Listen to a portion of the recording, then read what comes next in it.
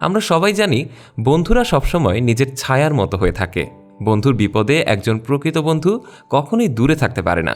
আজকের সিনেমার গল্পে এমনই 12 জন বন্ধুর গল্প আমরা জানতে চলেছি। তারা সবাই একটা ট্রিপে গুনাম গুহা নামের এক জায়গায় বেড়াতে যায়, আর সেখানে গিয়ে আটকে পড়ে তারা। সেখান থেকে তারা কিভাবে ফিরে এসেছিল সেই গল্পই জানবো আজকে সিনেমাতে। সিনেমাটি দেখার সময় প্রতিটা মুহূর্তে আপনার গা শিউরে উঠবে, সেই সাথে প্রতিটা মুহূর্তেই আপনি উত্তেজিত হয়ে পড়বেন আর ভাববেন এর পরে কি হবে। বলছিলাম সদ্য মুক্তিপ্রাপ্ত মালায়ালাম ইন্ডাস্ট্রির বক্স অফিসে সাড়া ফেলানো সার্ভাইভাল থ্রিলার সিনেমা মাঞ্জুমাল বয়েজের কথা। সিনেমাটির আইএমডিবি রেটিং 8.7। তাহলে চলুন আর কথা না বাড়িয়ে গল্পের ভেতরে প্রবেশ করি। সিনেমার শুরুতেই এক ড্রাইভারকে হোটেলে বসে খাবার খেতে দেখা যায়। খাবার খাওয়া শেষে ড্রাইভার যখন বিল দিতে যায়, তখন কাউন্টারে থাকা লোকটা তাকে জিজ্ঞেস করে, কি ব্যাপার ভাই, আজকাল তো তোমাকে দেখাই যায় না। জবাবে ড্রাইভার বলে, তেমন কিছু না ভাই, একটু ব্যস্ততা বেড়েছে এই আর কি। কথা বলতে বলতেই ড্রাইভার হাত মোছার জন্য পাশ থেকে একটা নিউজ পেপারের টুকরো হাতে নেয়। নিউজ পেপারের টুকরোটার দিকে তাকাতেই ড্রাইভার চমকে ওঠে। ড্রাইভার কাউন্টারের লোকটিকে কাগজে লেখা নিউজটি পড়ে শোনাতে বলে। লোকটি তখন কাগজের নিউজটি পড়ে নিজেও অবাক হয়ে যায়। এরপর ড্রাইভার দ্রুত তার গাড়ি নিয়ে তার গ্রামের দিকে রওনা হয়। এর পরের সিনে প্রসাদ নামের এক ড্রাইভারকে দেখানো হয়। সে তার এক বন্ধুর বিয়েতে এসেছে, আর এখানেই আমরা মাঞ্জুমেল বয়েজদের দেখতে পাই। আসলে মাঞ্জুমেল একটি গ্রামের নাম, আর এখানে মাঞ্জুমাল বয়েজ গ্যাংয়ে 12 জন ছেলে থাকে। অন্যান্য গ্রামের মানুষজন তাদেরকে মাঞ্জুমাল বয়েজ বলেই ডাকে। মাঞ্জুমাল বয়েজের একজন সদস্য হল সুদীপ। সিনে সুদীপ আর ড্রাইভার প্রসাদকে একসাথে কথা বলতে দেখা যায়। তারা দুজনেই স্কুলে একই সাথে পড়াশোনা করত। কথায় কথায় সুদীপ জানায় যে তারা ট্যুরে যাওয়ার প্ল্যান করছে। এ কথা শুনে প্রসাদ সুদীপকে তার ভিজিটিং কার্ড দিয়ে বলে, যাওয়ার সময় আমাকে ফোন করে জানিও, আমি যদি ফ্রি থাকি তাহলে আমি তোমাদের ঘুরতে নিয়ে যাব। এরপর একটা বিয়ের আয়োজন দেখানো হয়। বেশ হাসি খুশি আর আনন্দের সাথে বিয়ে অনুষ্ঠিত হতে দেখা যায়। আর অন্যদিকে বিয়েবাড়ির বাইরে মাঞ্জুমাল বয়েজ আর অন্য একটি গ্যাংয়ের মধ্যে ঝগড়া লেগে যায়।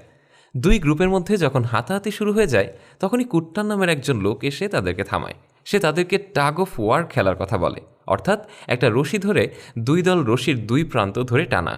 একটা বড় রশি নেওয়া হয়, তার একপাশে মাঞ্জুমাল বয়েজ আর অন্য পাশে থাকে অন্য গ্যাংয়ের সদস্যরা।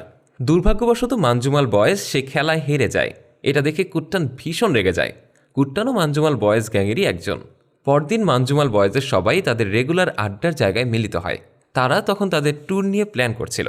প্রথমে তারা গোয়া যাওয়ার প্ল্যান করে, কিন্তু পরে দেখল যে গোয়া যাওয়ার মতো পর্যাপ্ত বাজেট তাদের নেই। তাই গোয়া যাওয়ার প্ল্যান এখানেই ক্যান্সেল। শেষ পর্যন্ত সিদ্ধান্ত হলো যে তারা কোরাই কানাল ট্যুরে যাবে। সুদীপ ফোন করে ড্রাইভার প্রসাদকে দিন তারিখ জানিয়ে দেয়। প্রসাদও জানায় যে সে তাদেরকে নিয়ে যেতে পারবে।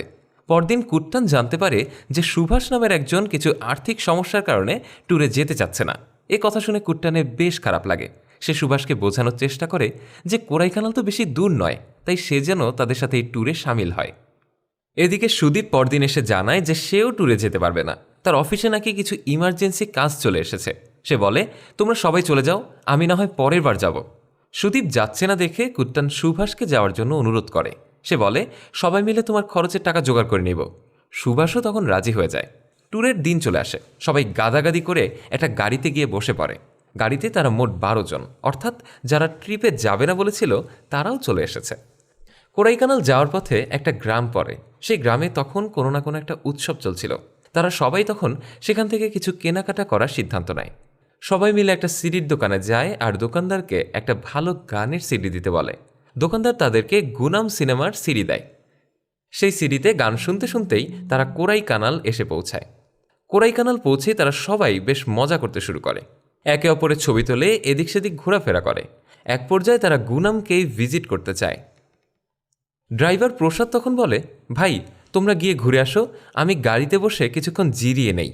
ড্রাইভার গাড়িতে বিশ্রাম করতে চলে যায়, আর মাঞ্জুমাল বয়েজের 12 জন সদস্য সেই গুনাম গুহার কাছে যায়।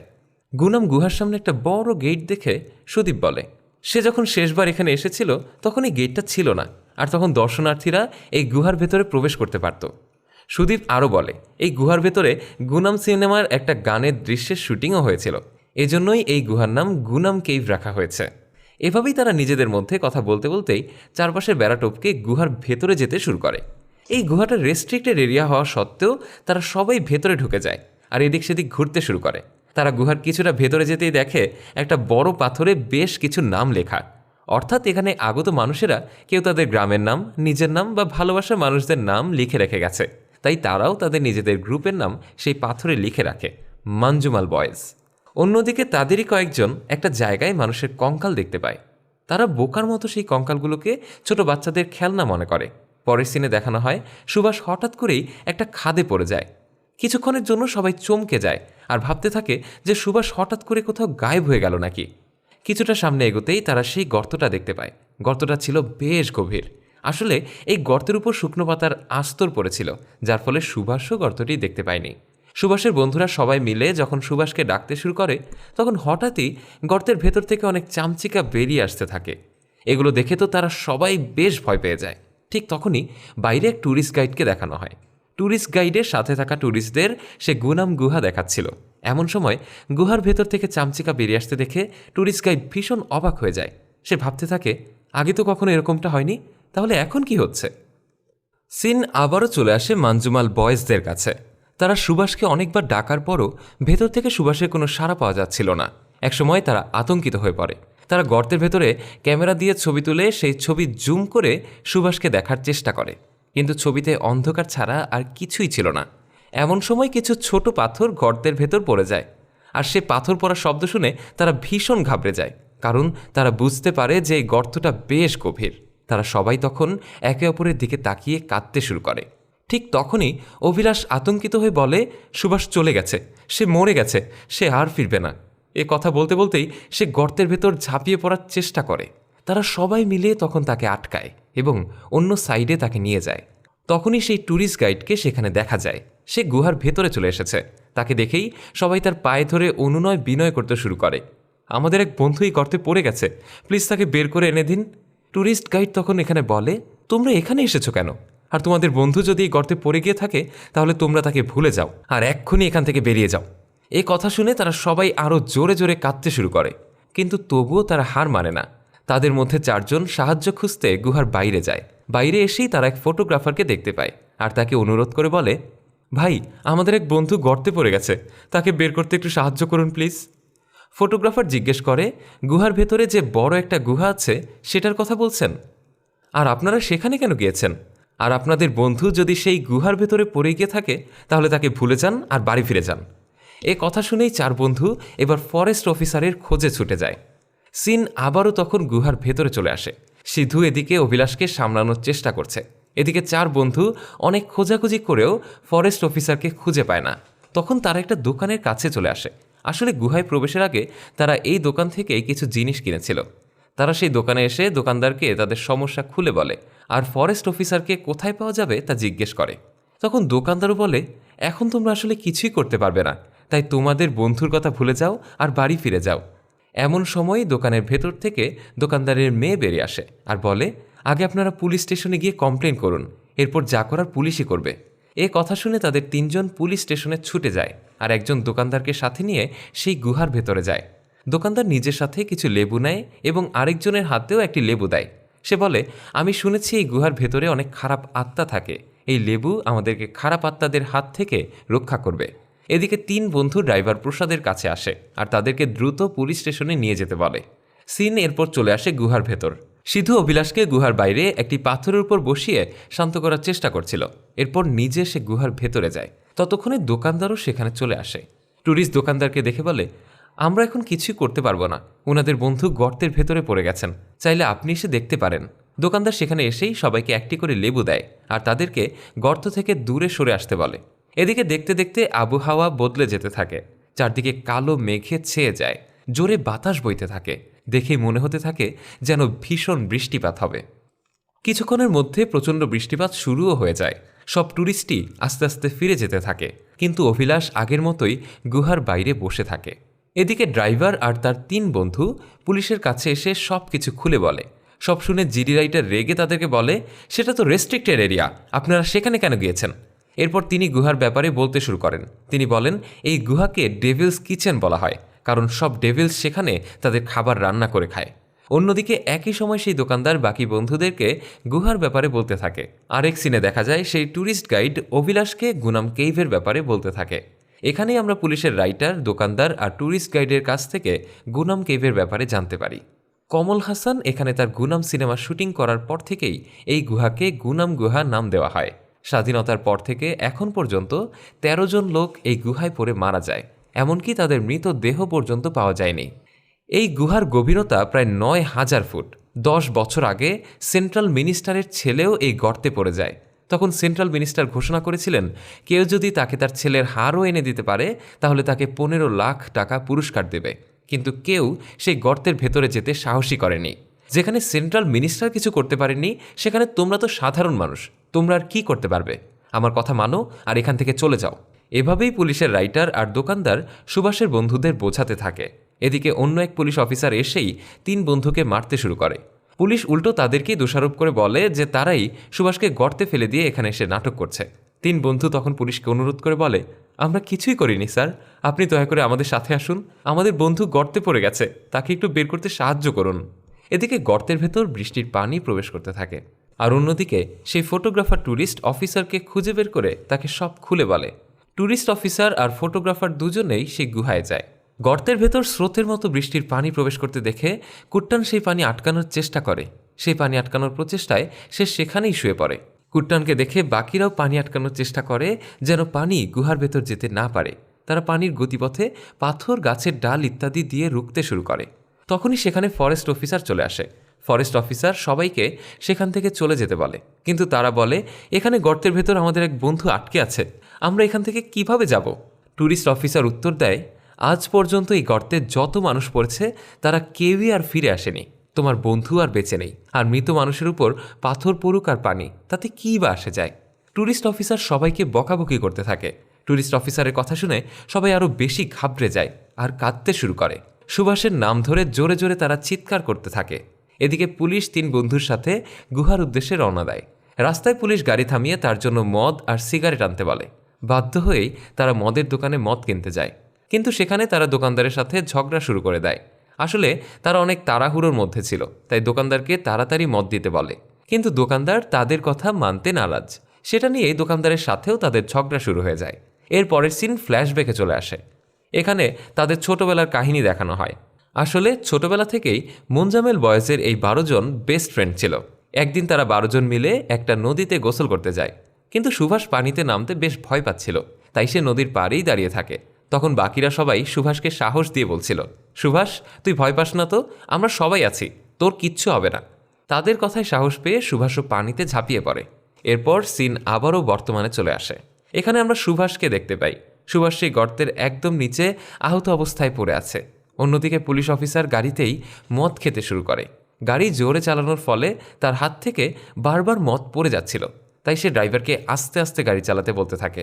প্রসাদ তখন বলতে থাকে, স্যার ওখানে আমাদের বন্ধু গর্তে আটকে আছে, দেরি হলেও মারা যেতে পারে। ইন্সপেক্টর বলে, তুমি গাড়ি যত স্পিডেই চালাও না কেন, তোমার বন্ধুকে আর বাঁচাতে পারবে না। আজ পর্যন্ত কেউ ওই গর্ত থেকে বেরিয়ে আসতে পারেনি, তার উপর এত ভারী বৃষ্টি হয়েছে। তবুও প্রসাদ জোরে গাড়ি চালিয়ে দ্রুতই সেই গুহার কাছে চলে আসে। গাড়ি থেকে নেমেই সবাই একটা বড় দড়ি নিয়ে গুহার দিকে ছুটে যায়, কিন্তু ইন্সপেক্টর খুব আস্তে আস্তে হেঁটে হেঁটে গুহার দিকে যেতে থাকে। দেখে মনে হয় যেন সে এখানে বেড়াতে এসেছে। পুলিশ অফিসার গর্তের কাছে এসেই সবাইকে বলতে থাকে, তোমাদের বন্ধু আরও আগেই মারা গেছে, তোমাদের এখানে আর সময় নষ্ট করে লাভ নেই। এরপর সে প্রসাদকে বলে, তুমি তাড়াতাড়ি গাড়ি বের করো তো, আর আমাকে আমার পুলিশ স্টেশনে ড্রপ করে দাও। কিন্তু প্রসাদ মানা করে দেয় আর বলতে থাকে, স্যার আপনি দয়া করে একবার চেষ্টা তো করে দেখুন। পুলিশ ইন্সপেক্টর তখন প্রসাদকে সাথে সাথেই জোরে একটা থাপ্পড় মেরে দেয়। তখন দোকানদার আর ট্যুরিস্ট গাইড ইন্সপেক্টরকে বোঝানোর চেষ্টা করে, কিন্তু ইন্সপেক্টর তাদেরকেও ধমকাতে শুরু করে আর মার্ডার কেসে ফাঁসিয়ে দেওয়ার হুমকি দিতে থাকে। তখন দোকানদার বলে, আপনি কোনো চেষ্টা না করেই কিভাবে বলতে পারেন যে ছেলেটা মারা গেছে? আমাদের গ্রামে আসা মানুষদের যদি আমরা সাহায্য না করি তাহলে কে সাহায্য করবে? এদিকে সুভাষের বন্ধুরা সবাই গর্তের কাছে গিয়ে জোরে জোরে সুভাষকে ডাকতে থাকে। কিছুক্ষণের মধ্যেই বৃষ্টি পুরোপুরি থেমে যায়। তখন পুলিশ তাদেরকে বলে যে বারবার এভাবে ডাকলেও কোনো লাভ হবে না, তোমরা আমার সাথে পুলিশ স্টেশনে চলো তো, সেখানে আমরা ওর পরিবারকে ইনফর্ম করব। কুট্টান বলে, সুভাষের মাকে আমরা কি জবাব দেব? সুভাষকে ছাড়া আমরা কিছুতেই এখান থেকে যাব না। ইন্সপেক্টর বলে, এই গর্তে পড়ে মৃত্যুবরণ করাটা তোমার বন্ধুর ভাগ্যেই লেখা ছিল, এখানে আমাদের কারোই কিছু করার নেই, তোমরা চলো তো এখান থেকে। ইন্সপেক্টর তাদেরকে এখান থেকে নিয়ে যাওয়ার চেষ্টা করতে থাকে, কিন্তু সুভাষের বন্ধুরা সবাই গর্তের কাছে এসে চিৎকার করে সুভাষকে ডাকতে শুরু করে। এদিকে সুভাষকে দেখানো হয় সুভাষ সেই গর্তের মধ্যেই পড়ে আছে, কিন্তু সে কোনো মতে এখনও জীবিত আছে। বন্ধুদের গলা শুনে সেও অনেক শক্তি ও সাহস সঞ্চয় করে জোরে চিৎকার দিয়ে ওঠে। সুভাষের গলা শুনে তখন তার সব বন্ধুরা ভীষণ খুশি হয়। তারা স্বস্তি পায় যে সুভাষ এখনও বেঁচে আছে। ইন্সপেক্টরও সুভাষের গলা শুনতে পায়। তখন সেও নিশ্চিত হয় যে গর্তের ভেতর সুভাষ এখনও বেঁচে আছে। সেও সাথে সাথে ফায়ার সার্ভিসকে কল করে। ফরেস্ট অফিসারও সেখানে উপস্থিত হয়। ফায়ার সার্ভিসের লোকেরা জিজ্ঞেস করতে থাকে যে এই গুহার কোনো নকশা বা ম্যাপ আছে কিনা। জবাবে ফরেস্ট অফিসার বলে, না স্যার, আজ পর্যন্ত কেউই এখানে আসেনি, তাহলে ম্যাপ কোথা থেকে আসবে? আপনারা চলুন তো, আমরা শুধু ফর্মালিটির জন্য কাজ করেই চলে যাব না, আমরা ছেলেটাকে এই গর্ত থেকে তোলার চেষ্টা করব, দেখা যাক কি হয়।